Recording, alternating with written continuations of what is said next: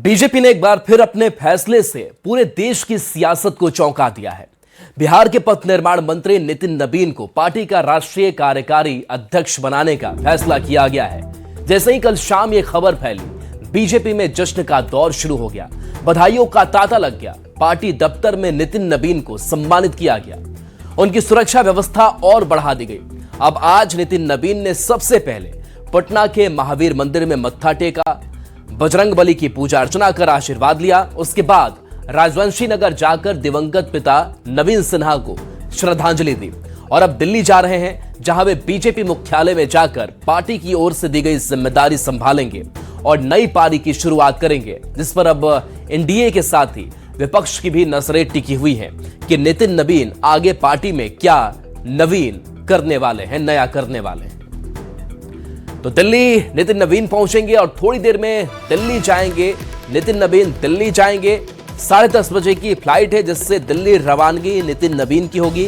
पहले 8:30 पर वो जाने वाले थे, लेकिन कोहरे की वजह से फ्लाइट में 2 घंटे की देरी हुई। दिल्ली में स्वागत की जोरदार तैयारी इधर की गई है। दिल्ली में नई जिम्मेदारी अपनी संभालेंगे।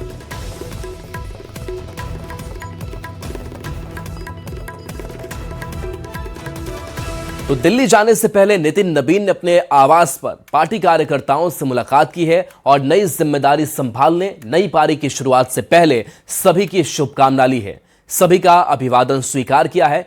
कल से ही नितिन नबीन को बधाई और शुभकामना देने वालों का तांता लगा हुआ है। तो 2 तस्वीर आप तक हम पहुंचा रहे हैं। पहली तस्वीर पटना की पार्टी कार्यकर्ताओं से मुलाकात, दिल्ली रवानगी से पहले सबके शुभकामना आशीर्वाद ले रहे हैं। दूसरी तरफ पार्टी मुख्यालय की तस्वीर, जहां पर इंतजार नितिन नबीन का किया जा रहा है। जोरदार स्वागत की दिल्ली में तैयारी है।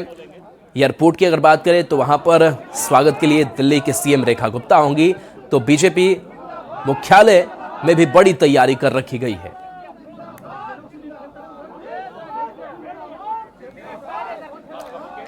और देखिए, अमित हमारे साथ न्यूज 18 संवाददाता पटना एयरपोर्ट से जुड़ रहे हैं। तो अमितेश बीजेपी मुख्यालय से जुड़ रहे हैं दिल्ली से। सबसे पहले अमित आपके पास आते हैं, चूंकि 10:30 बजे का वक्त है, हलचल जाहिर सी बात है कि बड़ी होगी। अभी क्या तस्वीर देख पा रहे हैं, कब की फ्लाइट है और रवानगी को लेकर अपडेट क्या अभी?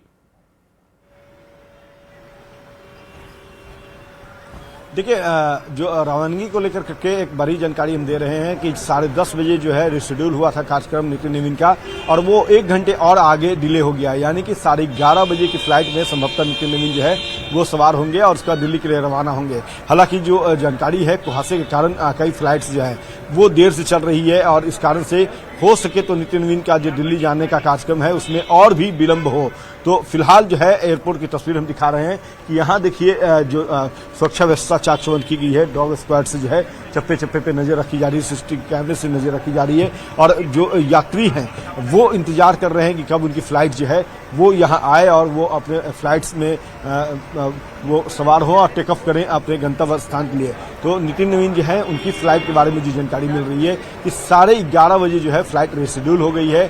कुहासे के कारण विलंब से दिल्ली से फ्लाइट आएगी और वही फ्लाइट जो है वापस दिल्ली जाएगी। तो इस कारण से 3 घंटे का विलंब पहले से चल रहा है फ्लाइट, और आने वाले समय में ये रिशेड्यूल होने की संभावना व्यक्त की जा रही है। हालांकि नितिन नबीन जो है वो सुबह से अपने जो कार्यक्रम थे निर्धारित, उसके तहत सबसे पहले महावीर मंदिर गए। उसके बाद अपने पिता का जो स्वर्गीय उनके दिवंगत पिता है नवीन सिन्हा, उनके पार गए, वहां जाकर उन्होंने माल्यार्पण किया, भगवान से आशीर्वाद लिया और आगे जो दिल्ली जाने का कार्यक्रम है उसके लिए वो इंतजार कर रहे हैं। चूंकि कार्यक्रम पहले से निर्धारित है, दिल्ली जो बीजेपी का राष्ट्रीय कार्यालय है वहां वो जाएंगे। चलिए, बिल्कुल यहाँ स्वागत होना है और बीजेपी मुख्यालय से अमितेश भी हमारे साथ जुड़े हुए हैं दिल्ली से। अमितेश, आपके पास आते हैं और दिल्ली बीजेपी मुख्यालय की बात करें तो यहाँ किस तरीके की तैयारी है? हालांकि कोहरे की वजह से रिशेड्यूलिंग हो रही है फ्लाइट की, अब करीब 3 घंटे की देरी, जो 8:30 का वक्त था रवानगी का वो पटना से अब 11:30 का हो चुका है, जो अमित जानकारी भी दे रहे थे। दिल्ली की क्या तैयारी है? देखिए, दिल्ली बीजेपी मुख्यालय में सुबह से ही तैयारी है। तमाम दिल्ली जो बीजेपी के कार्यकर्ता हैं, यहाँ तक कि प्रदेश अध्यक्ष दिल्ली के हैं वीरेंद्र सचदेवा, वो खुद यहाँ पर पहुँचे हुए हैं, वो मुआयना कर रहे हैं और तमाम तैयारी है। यहाँ पर नितिन नवीन के स्वागत की पूरी तैयारी है, चूँकि बीजेपी एक कैडर बेस्ड पार्टी है। पार्टी के तमाम कार्यकर्ता तो उस नेता के साथ लगते हैं, उस नेता के स्वागत के लिए लगते हैं जो कि पार्टी में जिसे जिम्मेदारी दी जाती है, और नितिन नवीन को राष्ट्रीय कार्यकारी अध्यक्ष बनाया गया है। उसके बाद से ही यहाँ पर देख सकते हैं किस तरह से यहाँ पर तमाम बैनर पोस्टर दिल्ली बीजेपी मुख्यालय में, अंदर की तस्वीर मैं आपको दिखा रहा हूँ, यहाँ पर लगी हुई है। सभी कार्यकर्ता और यहाँ पर पहुँचे हुए हैं, पूर्वांचल मोर्चा के लोग हैं और दिल्ली बीजेपी के जितने भी यहाँ पर लोग हैं वो पहुँचे हुए हैं। उनसे बात करें। विशेष तौर पे बिहार का जो डिश है उसकी तैयारी की गई है, दही चूड़ा है, मखाना का खीर है, इसकी व्यवस्था की गई है। पूर्वांचल मोर्चा के हमारे साथ हैं अध्यक्ष संतोष ओझा। किस तरह की तैयारी आप लोग कर रहे हैं? बिहार का खास तौर से डिश आप लोगों ने तैयार किया है। बिल्कुल, बिहार के लिए बहुत ही सौभाग्य का विषय है, पूर्वांचल समाज के लिए बहुत ही सौभाग्य का विषय है। और जो मकर संक्रांति का त्यौहार 14 जनवरी को आता था, वो त्यौहार हमारे लिए, पूर्वांचल समाज के लिए दिल्ली में इस बार पहले आ गया है। जैसा आप किस तरह की तैयारी है?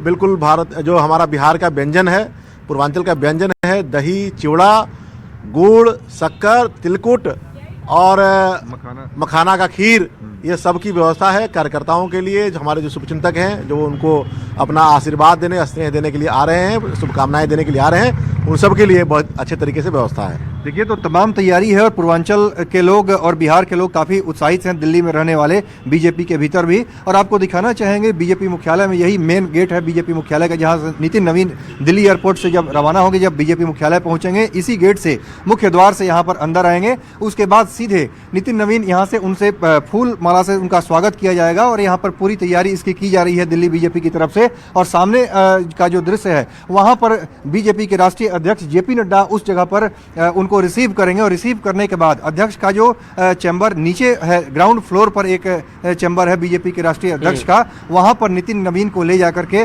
वहां पर उनको पदभार ग्रहण कराया जाएगा। उसके बाद एक मल्टीपर्पस हॉल है बीजेपी के इस दफ्तर में ग्राउंड फ्लोर पर, वहां पर तमाम जो नेता कार्यकर्ता उनका अभिनंदन करेंगे, लोगों से मुलाकात करेंगे नितिन नवीन, उसकी व्यवस्था की जा रही है। तो पूरी तैयार है बीजेपी यहाँ पर, बीजेपी मुख्यालय में। एक बार फिर समित आपके पास आते हैं, चूंकि अब देरी हो चली है, 11:30 बजे का वक्त होगा, तो अब क्या माना जाए कितने बजे पहुंचेंगे? और अभी नितिन नवीन क्या अपने आवास पर ही हैं? बिल्कुल, देखिए अभी नितिन नवीन जो है वो अपने आवास पे हैं और संभवतः 11:15 बजे वो वहां से एयरपोर्ट के लिए रवाना होंगे। इससे पहले चूंकि उनका कई कार्यक्रम पहले से शेड्यूल था बतौर पथ निर्माण मंत्री, तो उसकी फाइलें जो हैं वो निपटा रहे हैं अपने घर पे, ऐसी जानकारी मिल रही है। आज वो दिल्ली जाएंगे, वहां पदभार ग्रहण करेंगे और उसके बाद फिर आगे दिल्ली में उनके कई कार्यक्रम जो हमारे सहयोगी अमितेश बता भी रहे थे, और उन तमाम कार्यक्रमों को शेड्यूल किया जा रहा है। चूंकि फ्लाइट जो है वो विलंब हुई है, तो जाहिर सी बात है कि जब यहाँ से दिल्ली जाने की रवानगी की जो टाइम थी उसमें देरी हो रही है, तो निश्चित तौर पर दिल्ली का भी तमाम कार्यक्रम जो है उसे रिशेड्यूल किया जा रहा है। फिलहाल नितिन नवीन जो है वो अपने आवास पे हैं और जैसा हमने पहले बताया कि निर्धारित कार्यक्रम के तहत पूजा अर्चना की, महावीर मंदिर में उन्होंने अपने पार्क, पिताजी के स्वर्गीय पिताजी के पार्क वो पहुंचे और वहां जाकर के उनसे आशीर्वाद लिया। और इस दौरान वो न्यूज 18 से भी बात किए, तमाम मीडिया कर्मियों से बात किए और उन्होंने बताया कि पार्टी जो है जो भरोसा उन पर दिखाई है उस पर वो खरा उतरने के लिए पूरी तैयारी जो है वो कर रखे हैं। दिल्ली चुनाव हो, यूपी चुनाव हो, असम चुनाव हो, उसमें अधिक से अधिक बहुमत के साथ जो है वो प्रचंड जीत हासिल करेगी एनडीए। बीजेपी जो है वो अधिक सीट इस बार लाएगी, ये विश्वास है नितिन नवीन का। और साफ तौर पे उन्होंने कहा न्यूज 18 से बात करते हुए कि उनके पिताजी की विरासत में ये सियासत उन्हें मिली जरूर, लेकिन बतौर कार्यकर्ता के तौर पर उन्होंने काम किया और पार्टी ने जो भरोसा जताया, जो विश्वास जताया और जो जिम्मेवारी केंद्रीय नेतृत्व ने दी है, बिल्कुल, तो कई राज्यों में बड़ी जिम्मेदारी भी निभाई, चाहे वो सिक्किम हो, छत्तीसगढ़ हो, और चूंकि बंगाल की भी बारी है, ये भी एक बड़ी चुनौती होगी और इससे जाहिर सी बात है कि भरोसा भी है कि वो पूरा भी करेंगे। चलिए, बहुत बहुत शुक्रिया, इस पूरी यात्रा पर नजर हमारी बनी रहेगी। अमितेश, आपका भी बहुत बहुत शुक्रिया। तो देखिए, महावीर मंदिर में पूजा के बाद नितिन नवीन राजवंशी नगर पहुंचे, जहां उन्होंने दिवंगत पिता नवीन सिन्हा की प्रतिमा पर माल्यार्पण कर उन्हें श्रद्धांजलि दी और पिता के योगदान को याद किया। इस दौरान नितिन नवीन ने कहा कि पीएम मोदी, अमित शाह और पार्टी ने जो उन पर भरोसा जताया है उस पर वे खरा उतरने की पूरी कोशिश करेंगे। नितिन नवीन ने आगामी बंगाल चुनाव को लेकर कहा कि बीजेपी सालों भर 24 घंटे चुनाव की तैयारी में रहती है और इस बार बंगाल चुनाव में बीजेपी की जीत होगी। वहीं उन्होंने युवाओं को कहा कि राजनीति में सफलता का कोई शॉर्टकट नहीं होता, पूरी ईमानदारी से अपना काम करते रहें, सफलता जरूर मिलेगी। 20 वर्ष पहले पिताजी के निधन के बाद पार्टी ने मुझे मौका दिया, पार्टी ने आशीर्वाद दिया कि मैं कार्यकर्ताओं के साथ काम को सीखते हुए हम लोग इस स्थान पे पहुंचे हैं। और मेरा ये मानना है कि पिताजी का आशीर्वाद, उनके जो सोच थी, उनके जो विचार थे, पार्टी को हमेशा आगे माँ के समान समझना, देश को हमेशा ऊंचाइयों पर रखना और खुद को हमेशा उसके पीछे रखकर काम करना। मेरा मानना है कि पार्टी के उस ध्येय को, पिताजी के उस सोच को हम लोगों ने प्रयास किया कि उस ध्येय से काम करें और पार्टी ने उसी का आशीर्वाद दिया है। और मैं तो यही कहूँगा कि आज के दिन अपने पिता को नमन करता हूँ और उनका आशीर्वाद जो मिला है उसके को और उनका जो सम्मान रहा है उसको और बढ़ाने का प्रयास करूंगा। पार्टी को राष्ट्रीय स्तर पे आगे ले जाने को लेकर के कुछ आपने रणनीति तैयार की? बड़ी जिम्मेदारी अभी देखिए, अभी तो कई चीजें हैं, मैं तो सब के विषय पर बताऊंगा, लेकिन ये स्पष्ट है कि नरेंद्र मोदी के नेतृत्व में देश में आज एक एक गांव में, एक एक कस्बे में विकास भी पहुंचा, भाजपा का भी विस्तार हुआ और आम जनमानस जिस पार्टी को लोग कहते थे कि इसकी पार्टी है, आज गरीबों की पार्टी बनकर भाजपा खड़ी हुई। कोई ऐसा वर्ग नहीं है जिसको भाजपा ने, एनडीए गठबंधन ने विकास की योजनाओं से छुआ नहीं। बंगाल चुनाव को किस तरीके से देखते हैं नितिन जी? कितनी बड़ी चुनौती? और देखिए, बंगाल हो, यूपी हो, असम हो, बिहार, भाजपा का कार्यकर्ता हर दिन चुनाव के लिए तैयार रहता है। यही भाजपा की खूबसूरती है और मैं मानता हूं कि बाकी लोग चुनाव में काम करते हैं, भाजपा का कार्यकर्ता 24/7 काम। तो देखिए, दिल्ली पहुंचने के बाद बीजेपी मुख्यालय में नितिन नबीन मुख्य गेट से अंदर आएंगे। उसके बाद बीजेपी के राष्ट्रीय अध्यक्ष जेपी नड्डा उनको रिसीव करेंगे। उसके बाद ग्राउंड फ्लोर पर पार्टी के राष्ट्रीय अध्यक्ष के कक्ष में नितिन नबीन पदभार संभालेंगे। उसके बाद ग्राउंड फ्लोर पर ही मल्टीपर्पज हॉल में पार्टी नेताओं और कार्यकर्ताओं से मुलाकात करेंगे। तो ये दिल्ली में बीजेपी मुख्यालय में कार्यक्रम होना है।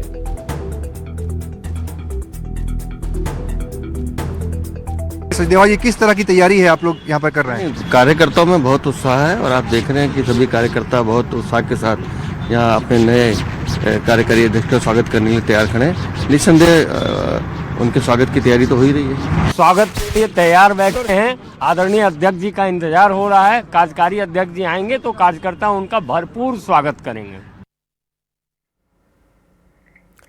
भाग्यनगरी हैदराबाद में मिथिला सामाजिक मंच की ओर से 7वें विद्यापति स्मृति पर्व का आयोजन किया गया। मिथिला की धरती से हजारों किलोमीटर दूर विद्यापति स्मृति पर्व मनाया गया, जिसमें सैकड़ों की संख्या में मैथिल जमा हुए और अपनी संस्कृति के संरक्षण का प्रण लिया। कार्यक्रम में दरभंगा से सांसद गोपाल जी ठाकुर मुख्य अतिथि के रूप में शामिल हुए। इस मौके पर मैथिल कलाकार माधव राय, राधे भाई, रचना झा और उनकी टीम ने अपनी प्रस्तुति से दर्शकों को झूमने पर मजबूर कर दिया। मैथिली अकादमी के पूर्व अध्यक्ष कमलाकांत झा ने अपने संदेश में मैथिली के विकास पर जोर दिया। बीजेपी सांसद गोपाल जी ठाकुर ने मिथिला क्षेत्र को अलग अलग उप क्षेत्रों में बांटने की साजिश का विरोध जताया और लोगों से एकजुट होने की अपील की।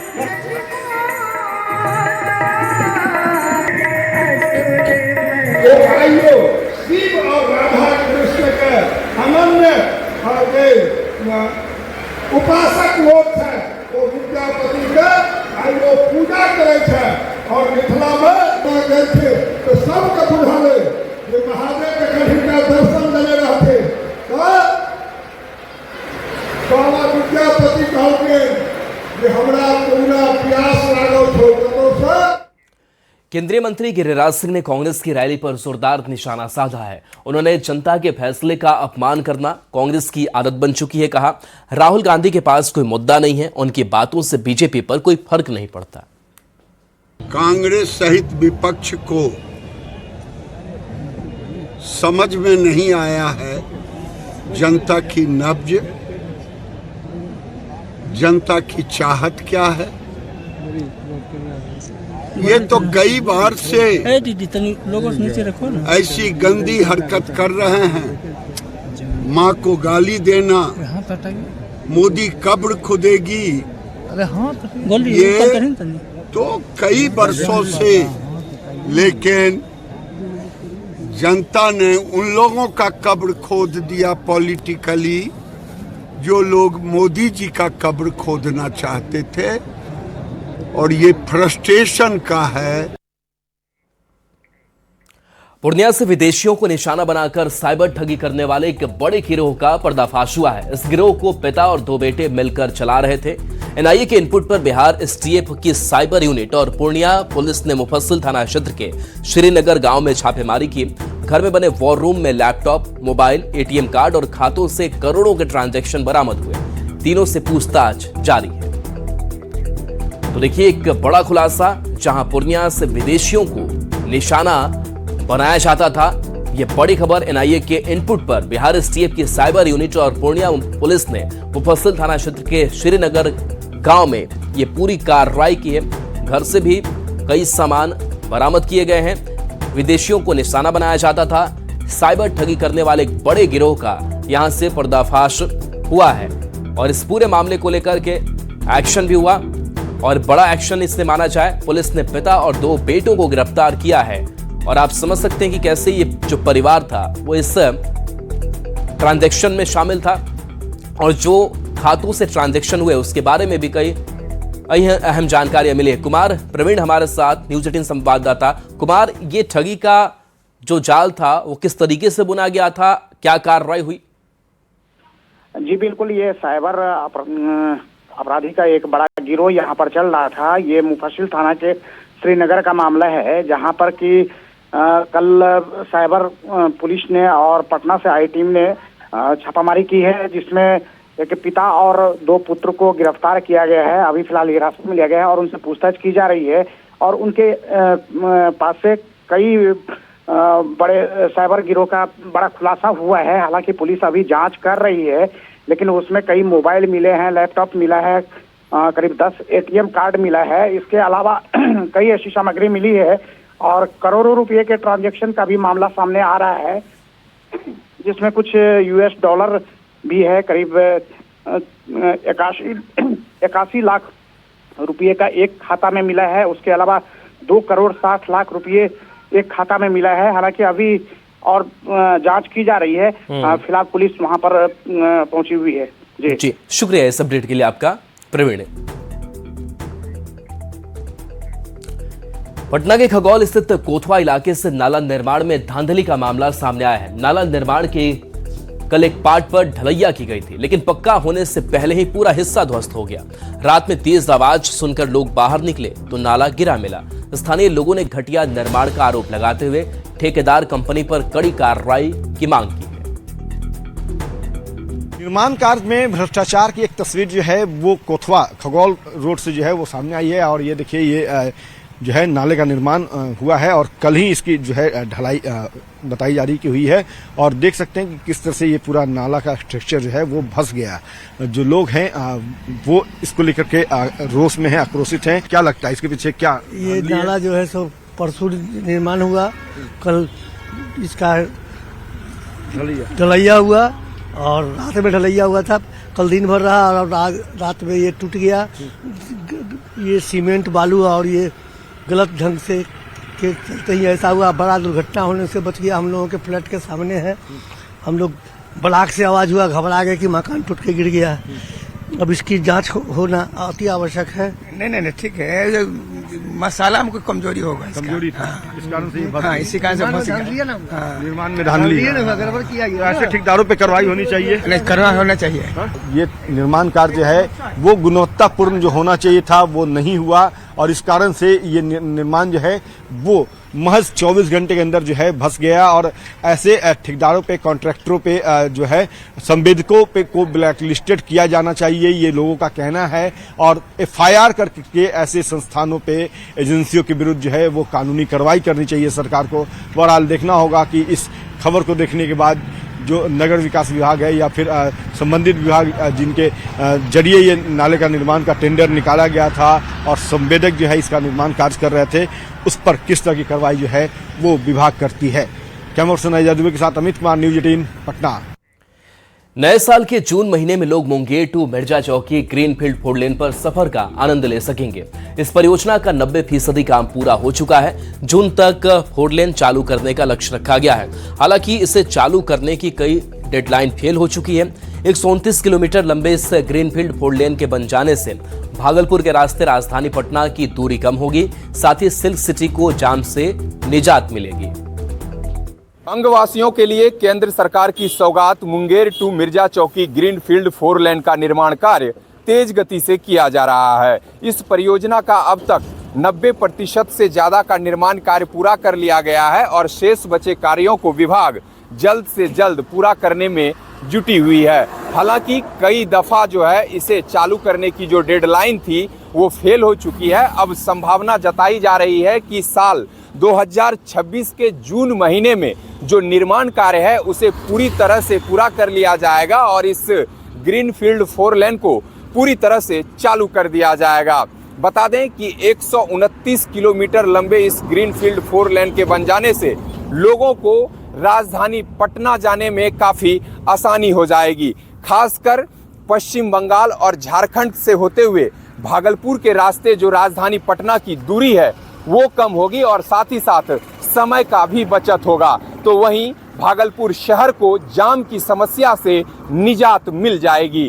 विकास कुमार सिंह, न्यूज़ 18, भागलपुर।